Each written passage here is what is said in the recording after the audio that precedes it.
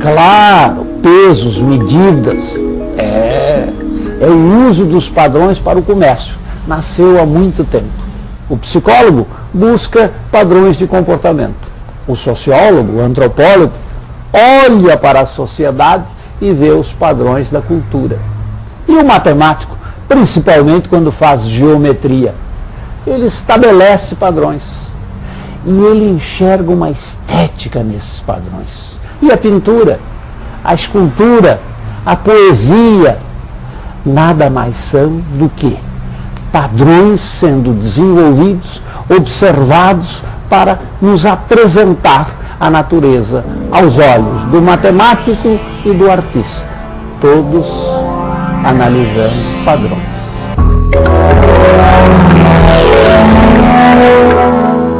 O espaço, a fronteira final.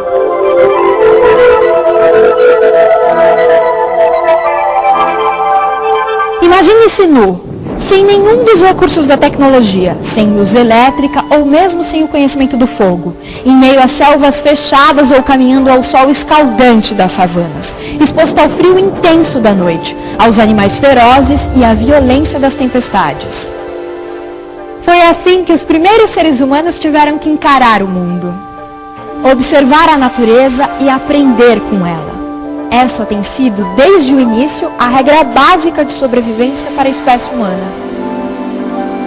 Observando a natureza, o homem percebeu duas forças aparentemente antagônicas, inconciliáveis, presentes em tudo o que existe, até mesmo dentro dele: a ordem e o caos. Em algum momento desse obscuro começo, o homem concluiu que dias e noites, estações, movimentos nos ares e nas águas, ciclos de vida de plantas e animais refletiam uma luta constante dessas duas forças. Observando atentamente a ordem na natureza, o homem descobriu um outro tipo de dualidade.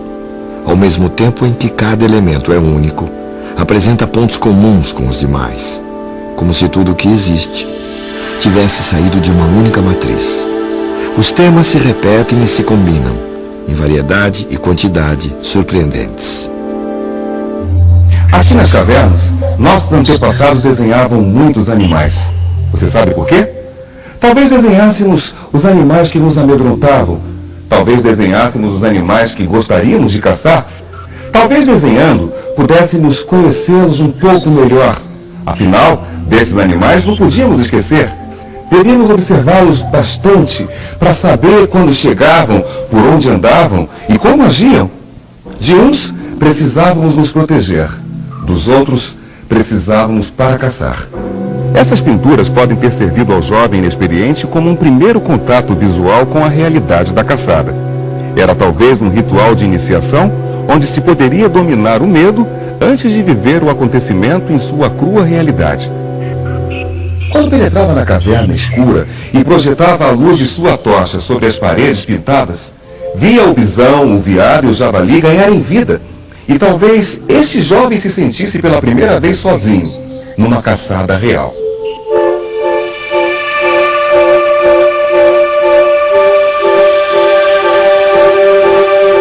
O homem talvez se tranquilizasse com a linha, com o traço nas paredes, com essa expressão primeiramente inanimada, mas que pouco a pouco ganha uma nova forma de vida altamente expressiva: o desenho. Descobre as igualdades, as regularidades, símbolos que ele escolhe para aplacar o seu sofrimento. As formas geométricas encontradas na natureza eram sinais misteriosos de uma ordem que a natureza insistia em expressar. Isso indicava que essa ordem talvez estivesse oculta e pudesse ser revelada. Esse homem admirava a beleza da harmonia em meio à desordem. Essa ideia de um caos, e do caos se faz a ordem, ordem e caos estão juntos, talvez, né? E encontrar essa ordem nesse caos que o pensamento humano busca sempre. E isso se faz não só percebendo regularidades visíveis, mas inclusive sistematizando uma coisa partir de um pensamento mais abstrato, né? Que não está diretamente colado no empírico, no real, naquele que você vê. Tem aí um significado que vai além e que cria padrões. Os padrões aparecem em função da própria técnica, né? Então, uma cesta simples como essa, a própria maneira de entrelaçar a palha vai estar criando um padrão de repetição, de oposição dessas linhas para essas, e que formam um jogo bonito, interessante, que muitas vezes a gente nem presta atenção nele, né? Ao mesmo tempo em que o padrão é criado pela própria textura do fio nesses palitos, né, que vão criar o pente, eles simbolizam objetos, simbolizam seres da natureza, provavelmente tem a ver, inclusive, com a mitologia. Os objetos, no fundo, são formas materializadas de pensamento. Eu acho que isso cruza um pouco com a questão da arte com a matemática, né? A matemática como uma forma altamente abstrata, né, de se conceber relações.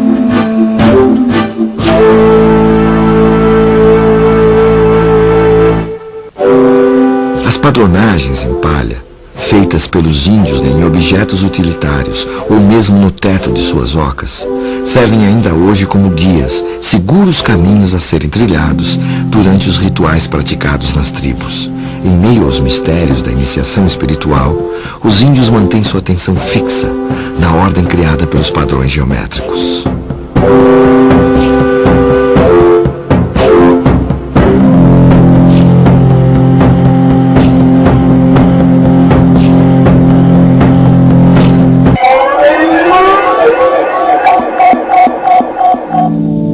Padronagens, como os entalhes em madeira ou ossos, foram encontradas em objetos deixados pelos homens de Cro-Magnon há mais de 20.000 anos. Mas será que esse homem primitivo riscava os ossos exclusivamente pela beleza, pela sensação estética criada pelos padrões? Essa é uma pergunta intrigante que ainda hoje, e muito provavelmente para sempre, vai encher de dúvidas nossos pensamentos. Mas foi observando algumas particularidades desses entalhes que os arqueólogos levantaram a seguinte hipótese. Esse osso, talvez, pertenceu a um caçador que a cada vez que matava um animal, fazia uma marca. Para que ele não tivesse que contar todos os riscos, ele se acostumou a agrupá-los em grupos de 5, por exemplo. Assim, ele reconhecia mais facilmente as quantidades e criava, ao mesmo tempo, uma verdadeira anotação gráfica dos números. Nossos 10 algarismos formam um sistema numérico de base 10. Esse homem primitivo escolheu para o seu sistema a base 5, muito provavelmente maravilhado com o acessório que o acompanhava e o diferenciava dos outros animais, a sua mão. Esse homem primitivo via que sua mão o fazia diferente dos outros animais. Ele estava reconhecendo e admirando sua mão. Com a mão, ele podia pegar, mexer, transformar, podia, enfim, fazer.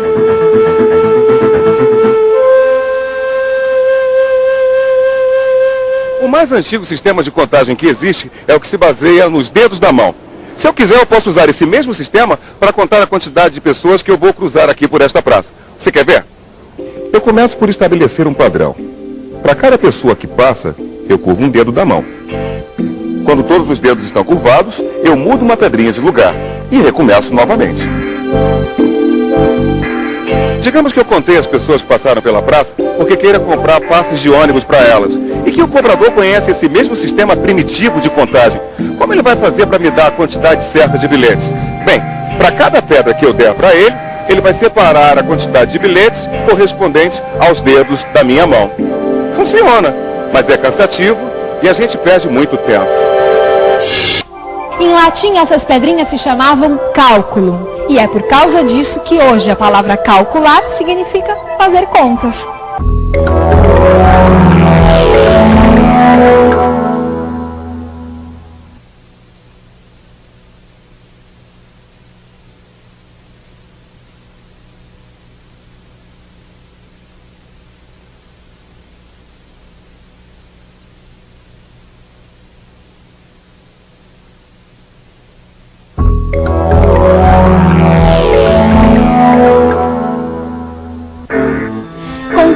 desenhar tornou possível ao homem reproduzir em seu mundo um pouco da ordem que ele percebia na natureza.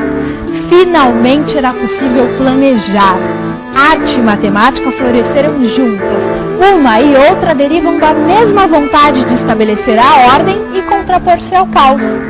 Veja, por exemplo, o padrão que as abelhas nos sugerem.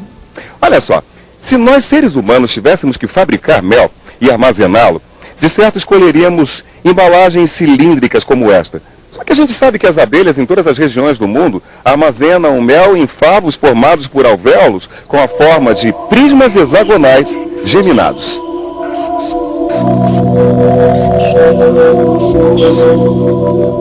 Os favos em forma de prisma geminado economizam espaço e matéria-prima, por causa das paredes em comum.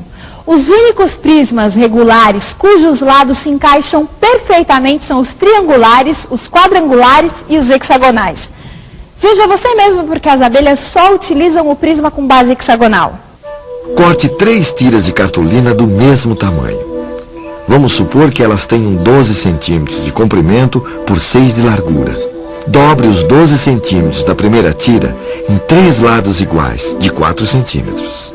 Os da segunda tira em 4 lados iguais, de 3 centímetros. E da última tira em 6 lados iguais, de 2 centímetros. Como as áreas laterais dos 3 prismas são iguais, porque as tiras de cartolina têm o mesmo tamanho, o prisma de maior volume será o que tiver o polígono de base com área maior. A base triangular tem 6,92 centímetros quadrados. A base quadrangular tem 9 centímetros quadrados. E pasmem, a base hexagonal tem área de 10,38. Mas a coisa não para por aí. Em vez de fechar o fundo dos alvéolos com um hexágono plano, as abelhas utilizam 3 losangos iguais, colocados inclinadamente em relação ao eixo radial do prisma. Graças a essa manobra, as abelhas aumentam o volume de cada alvéolo em 2%. Os gregos foram os primeiros a verificar e comprovar que triângulos, quadrados e hexágonos eram os únicos polígonos regulares que se complementam naturalmente no preenchimento de um plano. Os muçulmanos absorveram e ampliaram esse conceito.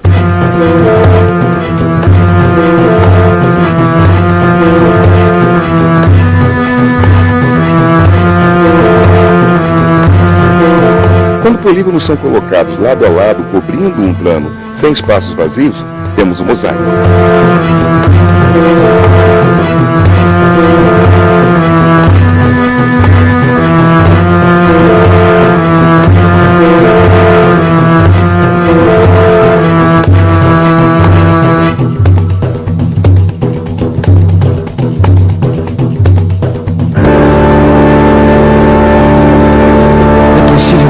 Mosaicos, misturando diferentes tipos de polígonos regulares.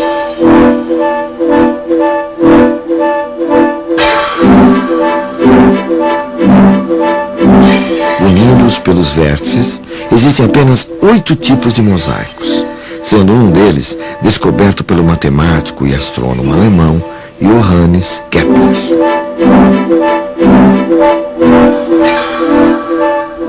Os mouros eram mestres em preencher planos com figuras não regulares, mas nenhum jamais se iguala à surpreendente obra do pintor holandês Maurits Cornelius Escher.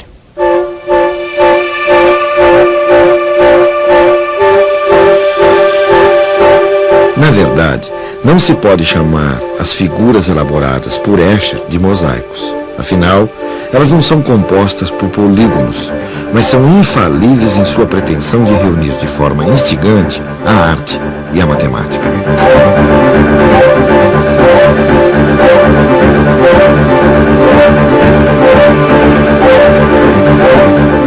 Escher, desde cedo, se interessou pela representação de temas rítmicos em superfícies planas.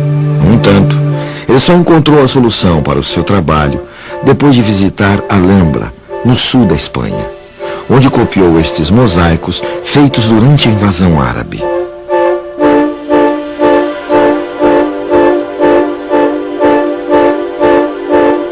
O padrão, o estilo Escher, é um padrão que nós encontramos em todos os lugares. Numa casca casca de árvore, na celulose, numa folha de papel, num livro, enfim, em tudo que nós conhecemos.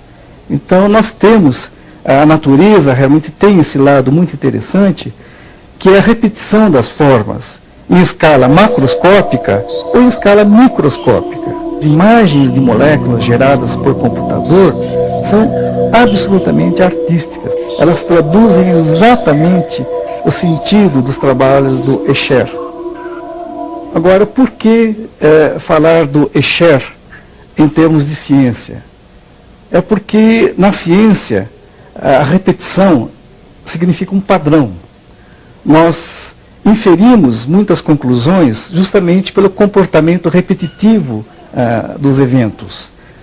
Toda essa sequência de padrões, na realidade, pode ser descrita matematicamente.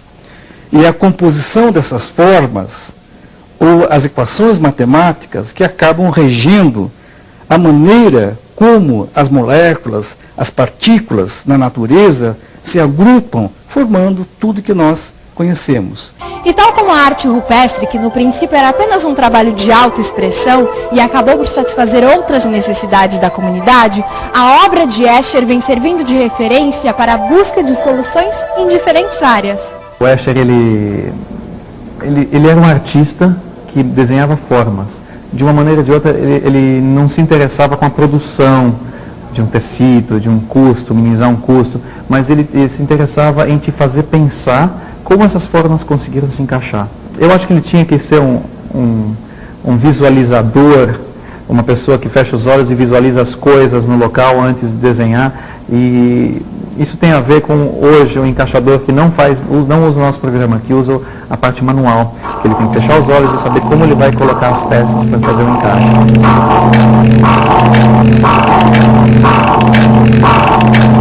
Aqui a gente tem um encaixe, nesse caso padrão, que a gente tem as peças grandes e as peças pequenas. Essa área de cima é a área de trabalho, a gente pode trabalhar, e embaixo é o nosso tecido. Ele vai fazer várias vezes o encaixe, estrategicamente. Ele vai colocar as peças grandes, depois ele coloca as peças médias e vai preenchendo depois os buracos com as peças menores. Em vez de eu ficar andando 7,80 metros na frente da mesa, eu estou sentado aqui e estou vendo encaixe.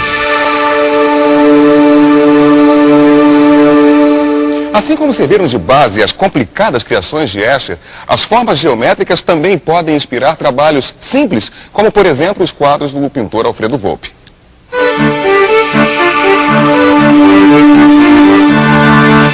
Retângulos são portas e janelas, triângulos são bandeirinhas. É a festa ingênua das casas e da gente brasileira, com suas cores e a sua alegria.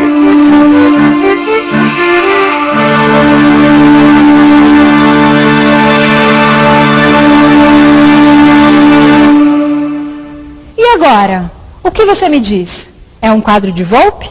É o desenho de um índio meinaco? Ou é mais um padrão criado pela própria natureza com seu caprichoso estilo matemático? É o trabalho da fotógrafa Ana Mariani, que, como Volpi, encontrou nos usos e costumes do povo brasileiro a inspiração para o seu trabalho. Comecei a fazer as fachadas quando eu fui conhecer o sertão. E ao fazer a primeira viagem do sertão, eu trouxe as fachadas, os retratos das fachadas. Isso foi em 76. E foi uma viagem assim que eu fiquei completamente fascinada pelo sertão, pelo Rio São Francisco. Eram estradas assim bem desertas e as fachadas ocorriam com muita frequência e com muita cor, muito detalhe, muito desenho. Então, isso entre 76 e 87, quando o livro saiu, foram 11 anos que aí eu fotografei regularmente fachadas e paisagens sertanejas.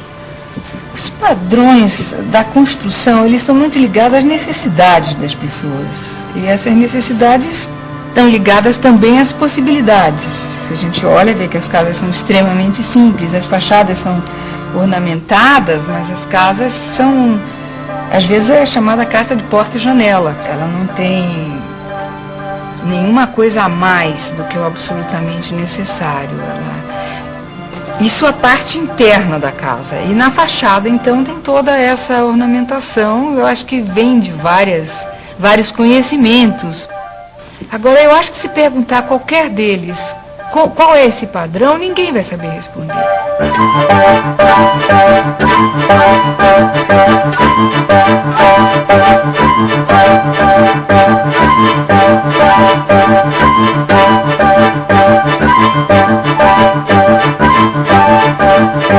Do pouco se faz o muito, do simples o complexo, do aparentemente antagônico a integridade, das cavernas às megalópolis.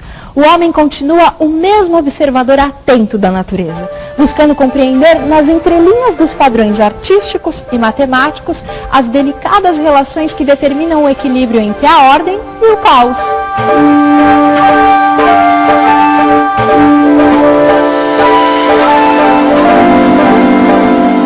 Eu acho que o meu trabalho é ditado pelos quintais, pelas minhas, sabe, pela maneira que eu lido com o planeta, pelas minhas esquisitices, pelos meus referenciais, pela minha paisagem. É impossível eu separar a paisagem mineira hoje da minha obra, os materiais mineiros, as pedras que me interessam. Tem organizações e padrões que são criados por sensibilidades do seu corpo, sabe? De tato, visões e tal, que não passam necessariamente por questões racionais. Quer dizer, antes de você medir as coisas, entendeu? A sua mão age. No meu caso, depois eu penso. Né? E às vezes ao inverso, as pessoas às vezes pensam para poder agir.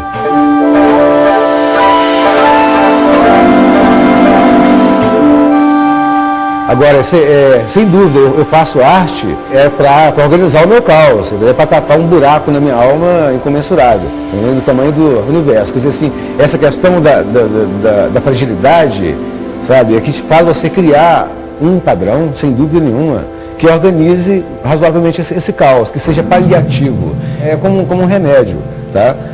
Sobretudo para quem faz.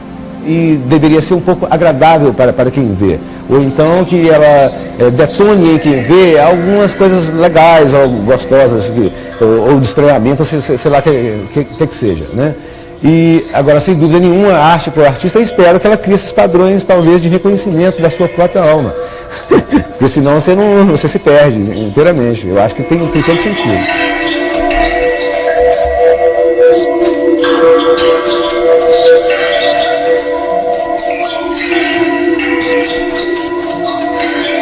Eu fico aqui imaginando uma série de padrões que não foram ditos e que agora você deve estar observando. Nós aos poucos vamos melhorando o nosso modo de ler a natureza. De repente, aprendemos a ouvir padrões sonoros, estamos melhorando nossa atividade musical. A geometria, a beleza. Em geral, o homem acostuma-se com os seus padrões e vai lendo-os cada vez melhor. Claro, algumas leituras nem passam pela nossa cabeça. O Escher, por exemplo, um padrão geométrico se transforma em peixe ou pássaro e volta a ser geométrico. E a beleza dos mosaicos na arte árabe. Enfim, nós nos acostumamos a ler os padrões em quase tudo, em especial na arte, na matemática, na vida.